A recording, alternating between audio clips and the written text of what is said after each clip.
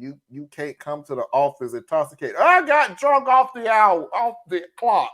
What are you talking? No, no. Hey, you know what though? Some of these young cats, they really do think a whole different way, like a Oh, whole different. And I'm not saying it's right or wrong, but it sure enough ain't the way I came up.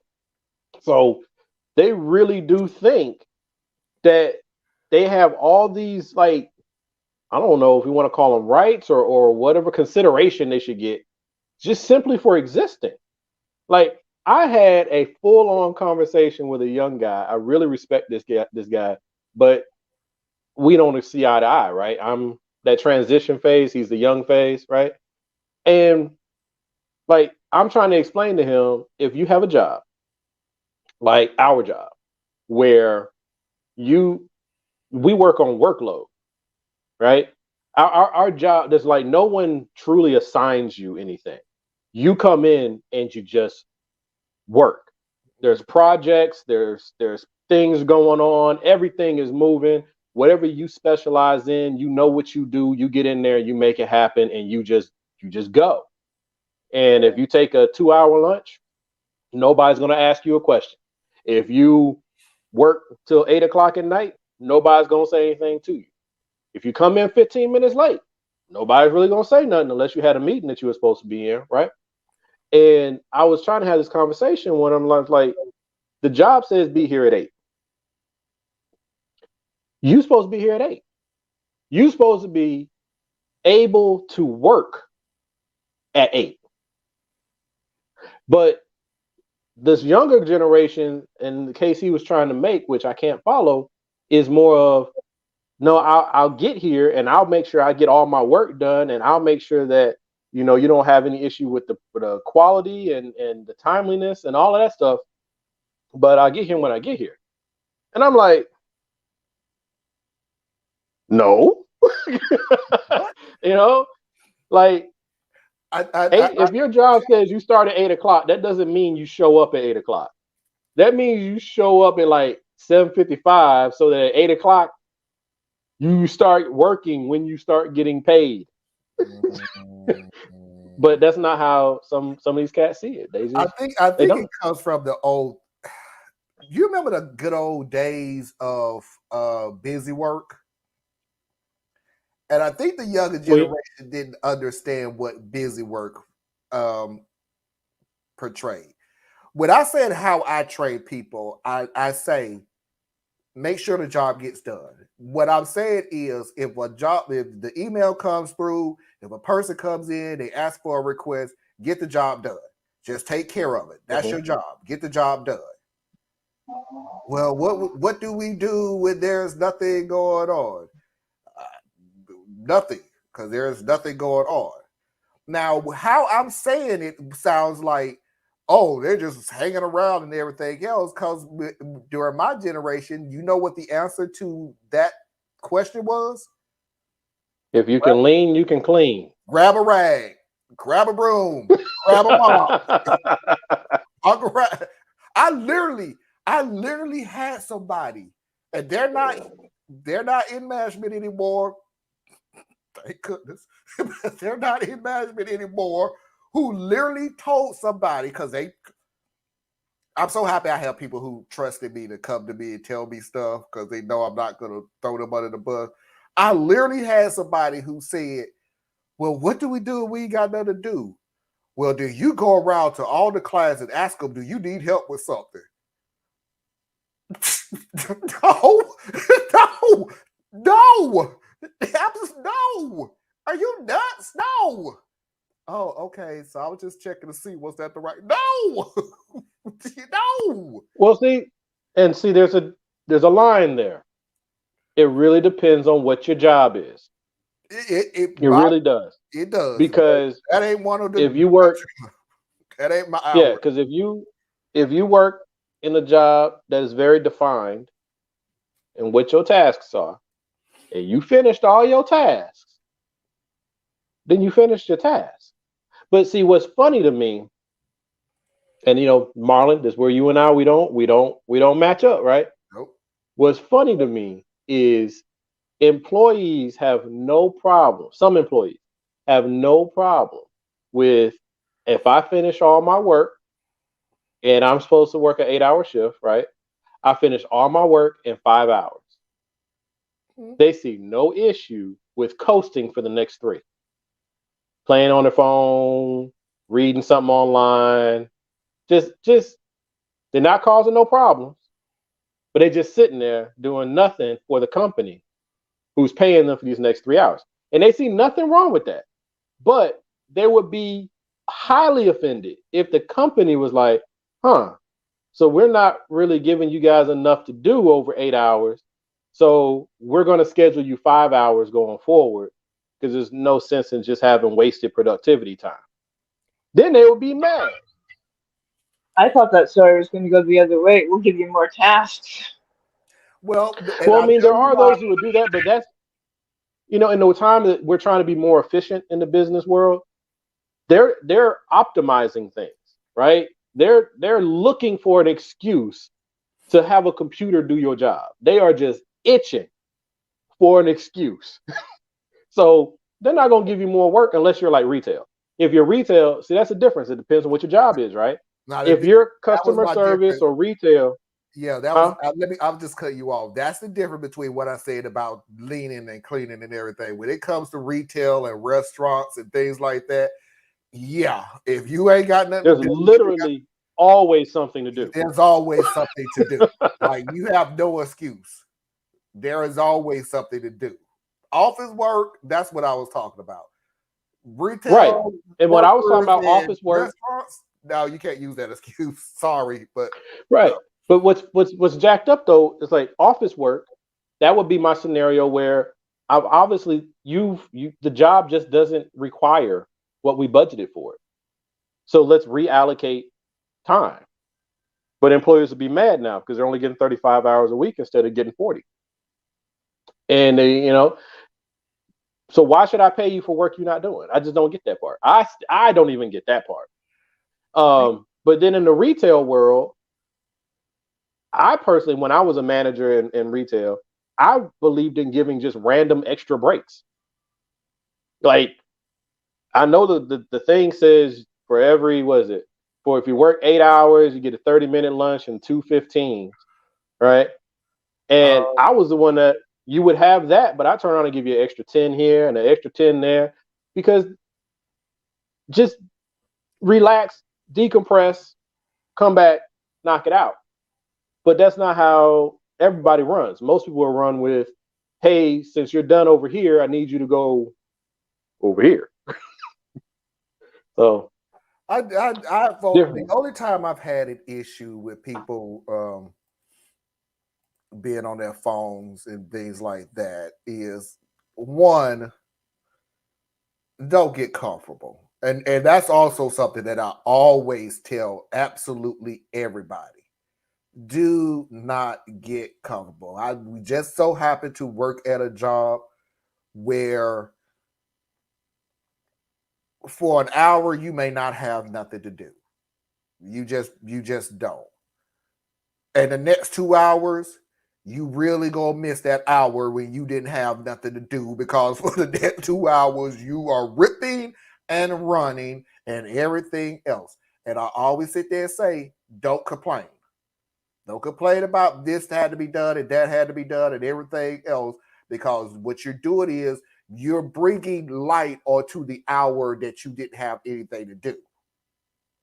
yeah, So, and it comes in waves, right? yeah, it comes in waves. It's like that. I'm trained to say, just be prepared to always go from 0 to 60 in seconds, because that's exactly what it does.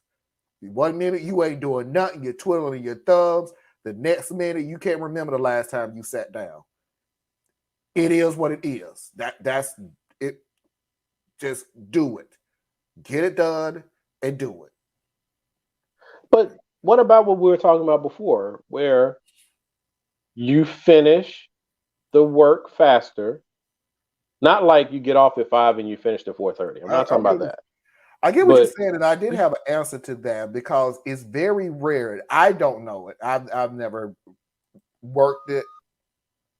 I've heard of it. I've never worked it. but let me put a little spin on what you were saying.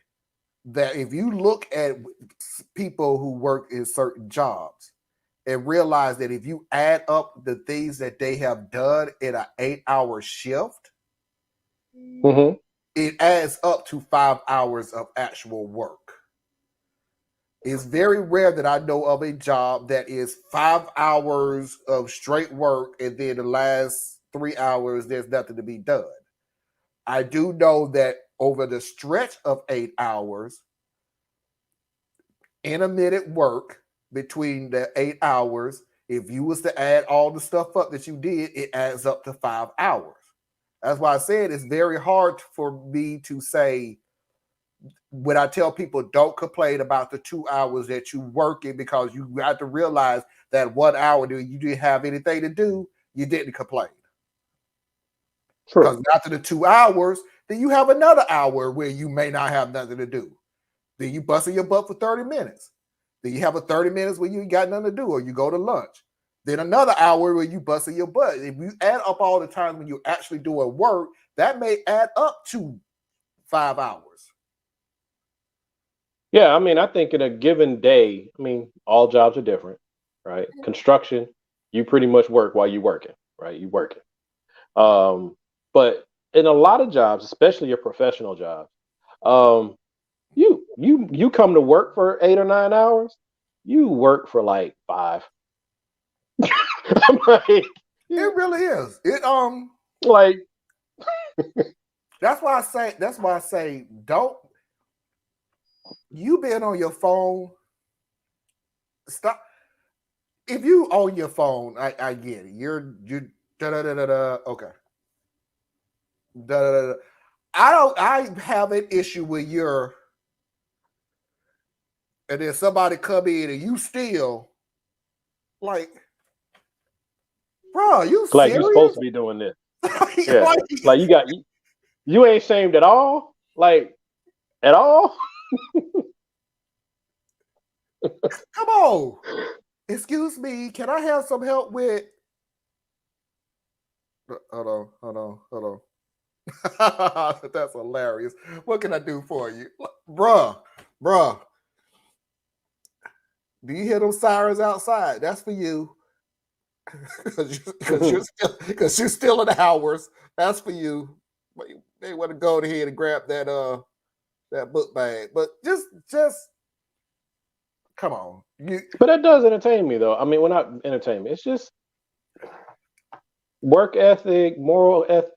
You know what? I think part of the perceived moral decline, if you want to call it that, because it's hard to call anything moral when we had lynchings and we had public beatings and used to beat kids in the classroom and I hate that you missed the first story, but but I mean all that stuff, but our legal system I blame for most of our problems, because in America it's not what you did, it's what can be proven that you did, and people function like that now. Like if you can't prove I did it, I ain't do it. Whereas I'm like, if I did it, I know if I did it. Yeah. You may not know, but I know. Because I do have a problem with optics. That's a word that has been used a lot in my profession. Give the illusion that you working hard. And I'm like, yeah, and I even told somebody, I don't agree with that at all. You don't want everybody to know that you work hard. I was like, no, I want people to work hard. I don't want the illusion perception is reality. Yeah, but that's exactly. But that's the reality. That is the reality of it. People, management and ownerships will rather you look like you doing something than you're actually doing something. And it's like, no, I'm sorry. I actually want you to work. That's what I'm paying you for. Sorry that y'all don't want to pay for a Disney look that you doing something. When I look at your paperwork and go, you ain't did jack. But you look like you was you're doing right. something.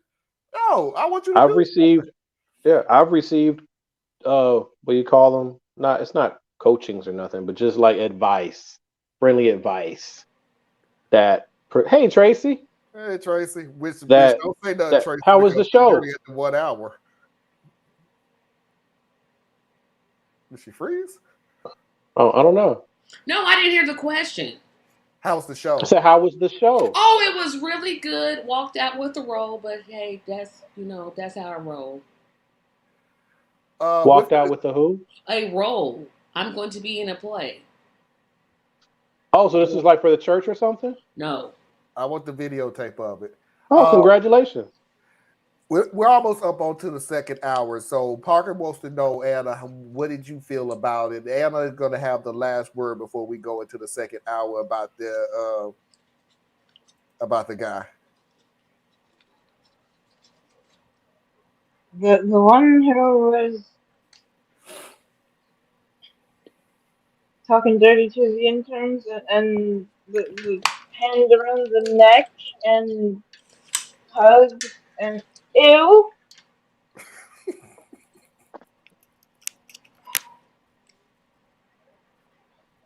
There's a power imbalance right away. Then you take advantage of that. This is a story I have heard so many times.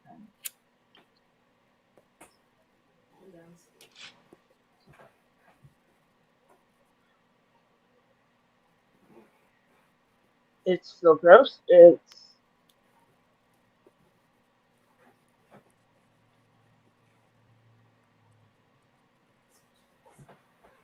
I don't like that it's, hey dude, we know you did this, stop doing this, don't bring attention to yourself, and then, you bring attention to yourself, now we want you to go.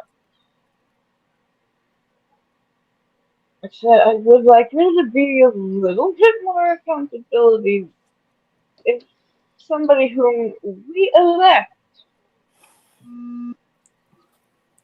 does something that breaks our trust. You have a position where you're making policies, whether that's for your city, your county, your state, your country.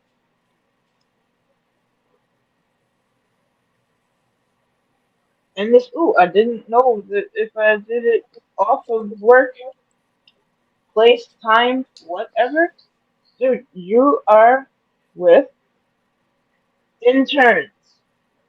19-year-old intern. One of them was 19. Yes. Well, 19 is an adult. Yes. Okay. I'm just saying, we talking about it like this is a child, but it's wrong. It's wrong. It's wrong, y'all. I'm just saying, for those who didn't catch that part, 19 is an important number. You still nasty though. Let's end it with that. 19-year-old did not consent. So, like you said, the power imbalance. The power imbalance, in and of itself, removes consent. That's why in the military you can't deal with somebody who directly reports to you. That power imbalance, you can't say was consensual. You have authority and control over this person's professional life. So, but it was a consensual conversation. A consensual conversation. Never heard that one. I've never heard that before in my life. I've never heard that before in my life.